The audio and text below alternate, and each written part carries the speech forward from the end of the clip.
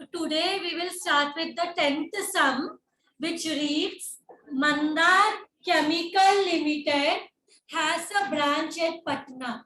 So Mandar Chemicals, which is the main business, they have a branch at Patna.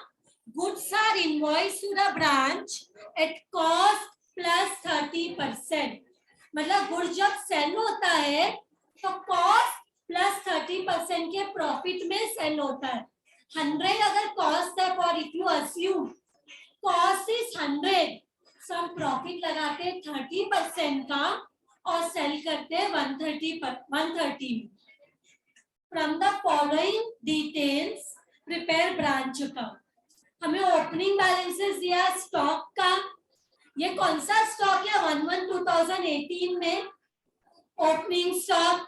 इसमें stock reserve profit निकालेंगे. बाजू के side में debtors opening balance given, cash in hand opening balance given, goods sent to Patna debit side में आएगा branch account के. पर इसमें प्रॉफिट रहेगा, लोड रहेगा. Load will be shown in the opposite side. Then we have check sent to branch. पैसा branch को head office ने दिया है, सेंड किया है for salary, for rent, for furniture. Furniture भी परचेज हुआ है, उसके लिए 10,000. Then goods return by HO. Goods return to HO. Goods return किसको रिटर्न किया? हेड ऑफिस को. हेड ऑफिस को. तो इसमें भी लोड रहेगा, प्रॉफिट रहेगा. Goods return come in the credit side, load come in the credit का opposite debit side. Goods return by branch debtors to branch. ये सेल्स रिटर्न है, ये डेटर्स अकाउंट में आएगा. गुड्स किसने रिटर्न किया ब्रांच को? ब्रांच के डेटर्स ने. तो दिस इज, हम किसको सेल करते हैं? डेटर्स को. वो लोग ने गुड्स रिटर्न किया, तो ये सेल्स रिटर्न है, that will come in the debtors account. Total sales of branch 2,23,000, जिसमें कैश सेल्स है 1,70,000.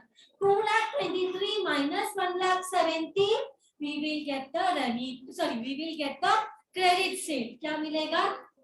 टोटल सेल में से कैश सेल्स माइनस करेंगे तो मिलेगा क्रेडिट सेल्स. और क्वेश्चन में रेमिटेंस दिया है क्या? Expenses paid by branch. Branch कोई भी एक्सपेंस पे करता है तो हम इधर किधर ब्रांच अकाउंट में नहीं लिखते. हेड ऑफिस पे करता है ब्रांच के बिहाफ में, that we record. Collection from debtors also is there. ये रेमिटेंस में आएगा, कैश सेल्स रेमिटेंस में आएगा. And then closing stock is given, cash balance is given. Closing stock में भी प्रॉफिट रहेगा. Then cash balance is there, but see debtors का balance नहीं दिया, डेटर्स का क्लोजिंग बैलेंस नहीं दिया, तो डेटर अकाउंट बनाना पड़ेगा. एंड फर्नीचर में 10% डेप्रीसिएशन है. फर्नीचर में 10% डेप्रीसिएशन है.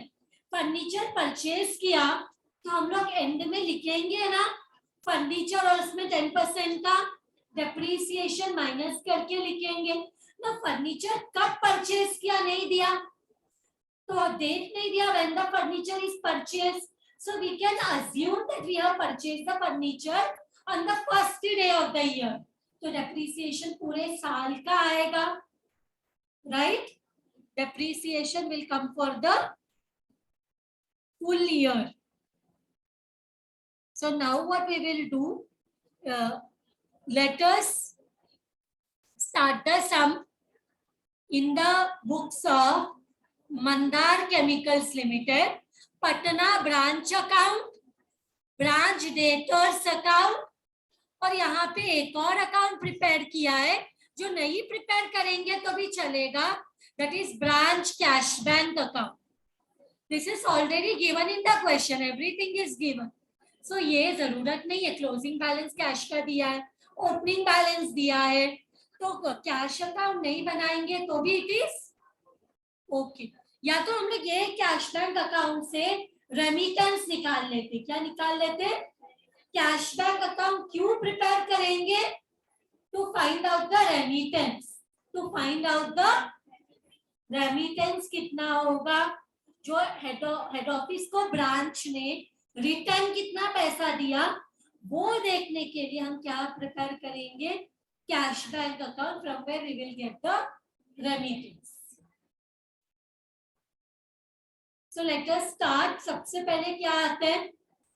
To balance, opening balance, to balance brought down, या ओपनिंग एसेट बोलेंगे तो भी हो जाएगा। इसमें क्या आ जाएगा? स्टॉक है ना, opening stock, and what is given? Debtors is given, cash in hand is given. ये सबका क्या अमाउंट है? देखो, we will have to write the opening balances given. Opening balances दिया है वो लिखते हैं। इसके ऑपोजिट साइड में क्या लिखेंगे? ऑपोजिट साइड में बाय बैलेंस ब्रॉट डाउन। इधर हम लाइबिलिटीज लिखते हैं, ओपनिंग लाइबिलिटीज। पूरा क्वेश्चन रीड किया, एक भी ओपनिंग लाइबिलिटी नहीं है, but what will come here?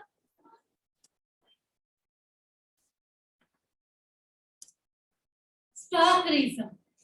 तो स्टॉक रिजर्व में क्या आएगा? स्टॉक रिजर्व में लोड आएगा, load on opening stock, load on opening stock. Let us go to the working note. यहाँ पे कैसे मिलता है हमें load? Cost plus profit is equal to selling price भी बोल सकते हो, या फिर we can also call it as invoice price. So here question में बोला है कि हम क्या करते हैं? 30% का प्रॉफिट चार्ज करते हैं, cost plus 30% profit. First line से it is given. If you look at the question, goods are invoice to the branch at cost plus 30%। अगर कॉस्ट 100 रुपए का है तो उसमें 30% का प्रॉफिट ऐड करके सेल करते हैं, तो 100 plus 30, selling price is 130, invoice price is 130। तो यहाँ पे मुझे बताओ how much is the opening stock का? ओपनिंग स्टॉक का कितना वैल्यू दिया है? क्रॉस मल्टीप्लाई करो, प्रॉफिट मिल जाएगा। क्रॉस मल्टीप्लाई करो, 26,000 इंटू 30। क्रॉस में मल्टीप्लाई करना है, 26 इंटू 30 डिवाइड बाय 130। कितना आ रहा है? You are getting 6,000। सो हमारा लोड कितना हो गया? 6,000। इसके बाद what else given? Goods send to Patna branch. Patna branch को गुड्स सेंड किया, तो पटना ब्रांच ने गुड्स रिसीव किया 1,30,000। तो इधर लिखेंगे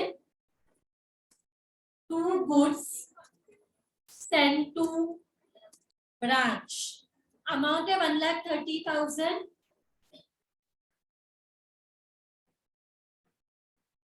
1,30,000।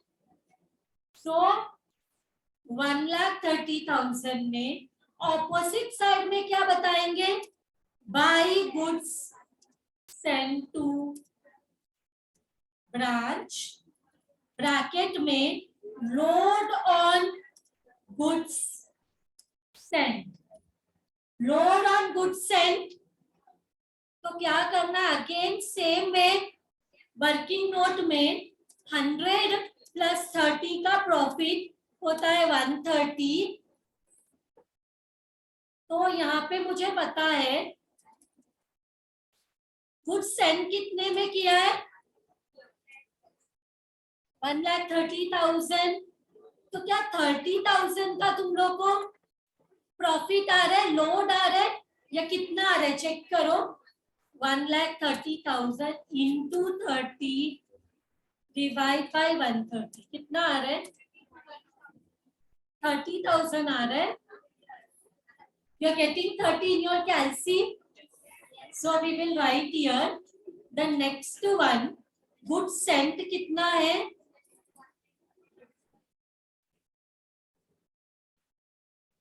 30,000. इसके बाद क्वेश्चन में क्या दिया है? एक्सपेंसेस दिया है. Expenses made by branch, check send to branch. तो यहाँ पे लिखेंगे टू कैश बैंक अकाउंट. क्या चीजों का एक्सपेंस है जरा देखो. Salary, rent and furniture. तो यहाँ पे लिखेंगे salary, rent and furniture. Amount कितना है? 3,000, 2,000 and so we will write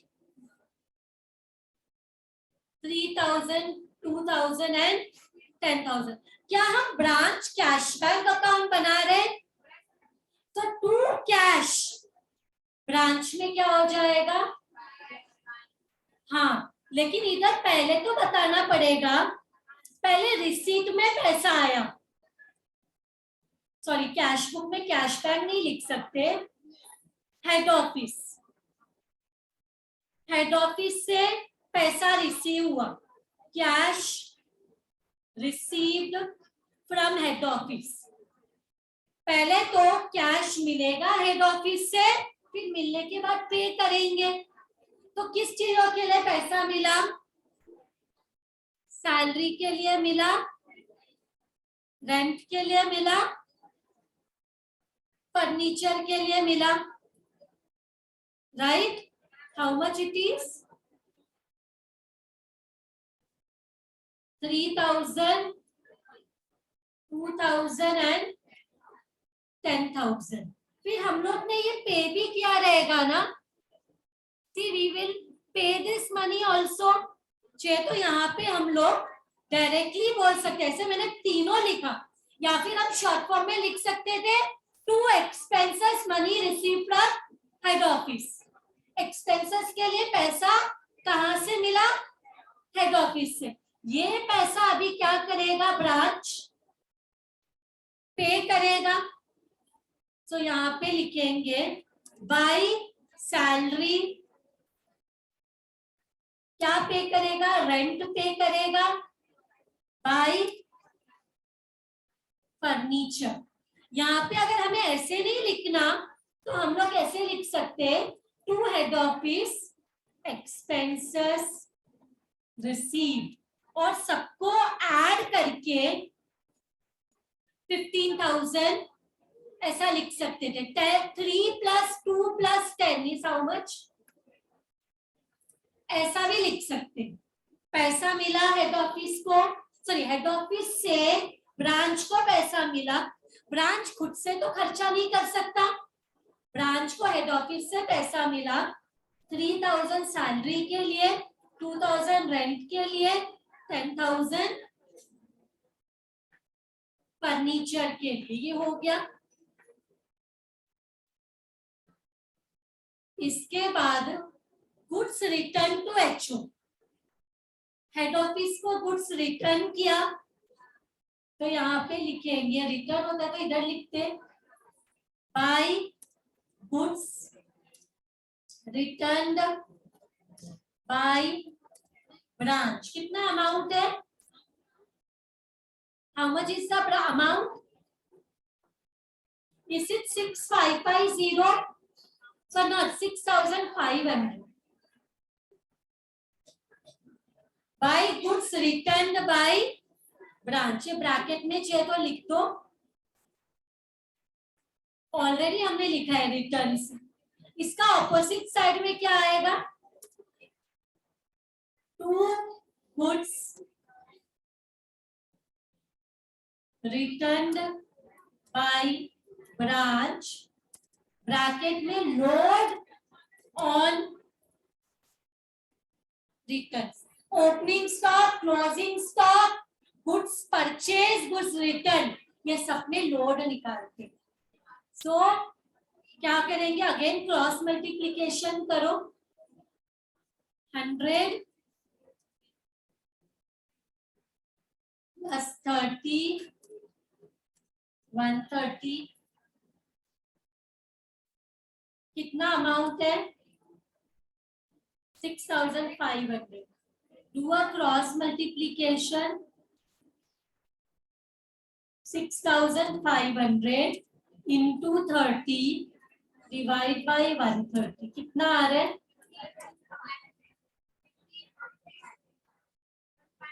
1500, 1500, so we got 1500। तो इधर लिखेंगे 1500, this is also done. Now हमारे पास है goods return by branch debtors. Debtor का ओपनिंग बैलेंस लिख लेते हैं क्या पहले, ये क्या है, goods return by branch debtors, ये हमने जो डेटर्स को सेल किया, हमने जो सेल्स किया हमारे कस्टमर को क्रेडिट में, उन्होंने गुड्स वापस किया, ये सेल्स रिटर्न है। डेटर कम होता है इससे 3000 से, तो सबसे पहले तो what we will do, go to debtors account, debtor asset है तो डेबिट साइड में we will write to balance brought on. How much is debtors opening balance, देखो इधर दिया है 50,000, क्वेश्चन में भी दिया है, debtor on 1/1/2018 50,000, so I will write here। इसके बाद by sales return, sales return करेंगे तो अगर डेटर ने गुड्स जो उनको सेल किया था वापस किया तो क्या उसका पैसा देंगे, you go you purchase something and then you return half of the one you purchase, will you pay money for the goods you return, आप जो गुड्स को रिटर्न करोगे आप उसका पेमेंट नहीं करोगे, तो सेल्स रिटर्न से डेटर कम होता है, क्रेडिट साइड में बताते हैं डेटर असेट है, डेबिट बैलेंस कम हुआ तो क्रेडिट साइड में दिखाएंगे। इसके बाद क्या है, टोटल सेल्स, टोटल सेल्स में हमें क्रेडिट सेल चाहिए डेटर अकाउंट में, तो total is 2,23,000, cash sales is 1,70,000, तो यहाँ पे लिखो डेटर क्रेडिट सेल से इंक्रीज, तो इधर लिखेंगे टू क्रेडिट सेल, कैसे मिलेगा 2,23,000 क्रेडिट सेल्स में, सॉरी टोटल सेल्स में माइनस करेंगे cash sales, total sales 2,23,000, cash sales 1,70,000 minus total sales से cash sales, you will get credit sales, क्योंकि दो ही टाइप का सेल्स होता है, cash and credit. Total sales में से कैश सेल्स माइनस किया तो बचा क्या, credit sales. So how much it is, 53,000। So we get हमारा क्रेडिट सेल्स है 53,000। इसके बाद क्वेश्चन में क्या दिया है, देखो यहाँ पे कैश सेल्स क्या दिया है, कैश सेल्स, क्या हम कैश बुक बना रहे हैं, सो कैश सेल्स मतलब पैसा आएगा to cash sales, how much it is 1,70,000। एक चीज बताओ मुझे, यहाँ पे टू बैलेंस ब्रॉट डाउन भी आएगा, that is opening cash balance which is how much 250। तो यहाँ पे लिखेंगे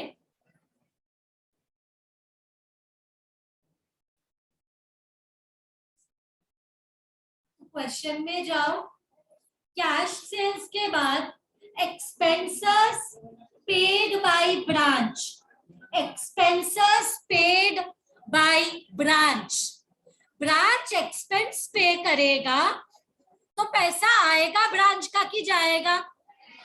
तो ब्रांच के किधर आना चाहिए? एक्सपेंस पेमेंट साइड में। तो पेमेंट साइड में इधर लिखेंगे बाय एक्सपेंसेस, या तो कौन सा expenses, how much it is given 23,000। क्यों क्रेडिट साइड में लिखा? पे किया ब्रांच ने तो पैसा बाहर गया। इसके बाद लिखा है कलेक्शन फ्रॉम डेटर्स, डेटर से पैसा मिला, तो डेटर ज्यादा होगा कि कम होगा? डेटर से पैसा मिला तो डेटर ज्यादा होते हैं। डेटर मतलब जिनको हमने उधार में सेल किया, उधार में गुड्स सेल किया हमारे कस्टमर डेटर, और वो डेटर हमें पैसा वापस करते। तो हमारा डेटर, हमें डेटर से 1 लाख मिलना था, डेटर्स ने 50,000 दे दिया, तो डेटर का बैलेंस क्या होता है? कम होता है। तो बाय कैश बैंक अकाउंट, इधर क्या लिखेंगे? कलेक्शन।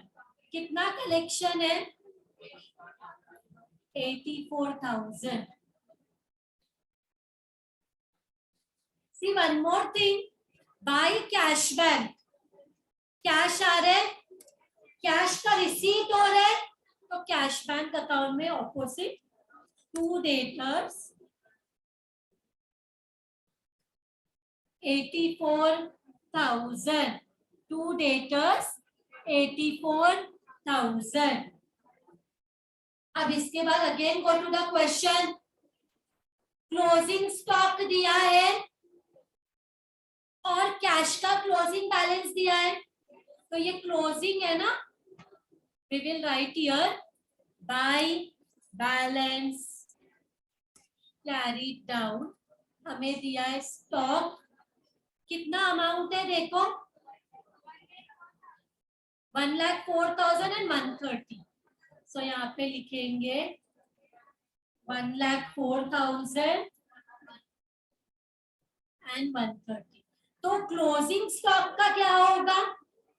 ऑपोजिट साइड में ओपनिंग स्टॉक और क्लोजिंग स्टॉक में हम लोड निकालते हैं, तो we will write stock reserve load on closing stock,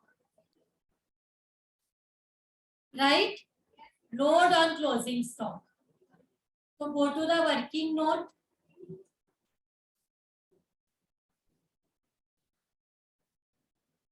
तो इधर लिखेंगे 100 प्लस 30 इज इक्वल टू 130। इधर है क्रॉस मल्टीप्लाई करो, तो क्रॉस में मल्टीप्लाई किया तो it is 1,04,000 into 30 divide by 130. Everyone getting 24,000. So we will write here कितना लोड है 24,000। कैश का क्लोजिंग बैलेंस लिख लेते हैं 130, तो इधर लिखेंगे बाय बैलेंस, ऑपोजिट साइड में बैलेंस रहता है, ओपनिंग बैलेंस डेबिट में, तो closing balance in the opposite side. Now what we will do, पहले डेटर अकाउंट को बंद करो, क्लोजिंग डेटर कितना है देखो क्लोजिंग डेटर कितना है? By balance carried down, balancing figure. How much you are getting? 16,000. Are you getting this? 16,000. तो यहाँ पे लिखेंगे डेटर्स कितना है? एक और चीज इधर लिखेंगे, वो है फर्नीचर कितने का था? 10,000 माइनस 10% डेप्रीसिएशन, तो इधर हो जाएगा कितना? 1,000 या 10,000 माइनस 1,000 दैट इज 9,000.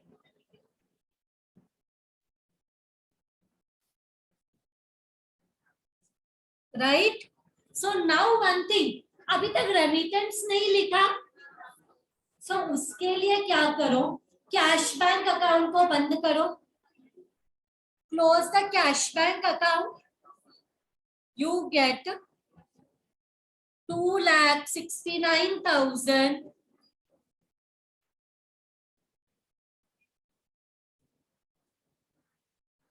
यहाँ जो आएगा उसको बोलेंगे बाय कैश बैंक, कैश ही बुक अकाउंट है ना, बाय रेमिटेंसेस.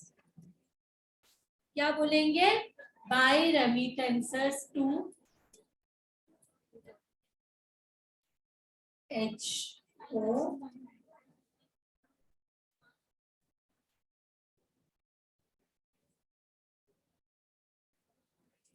ये क्या है? बैलेंसिंग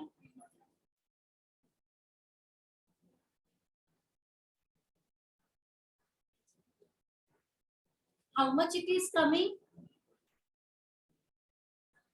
2,31,120. Very good.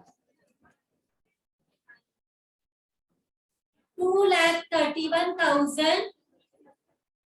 तो यहाँ पे रेमिटेंस लिख लेते हैं बाय कैश.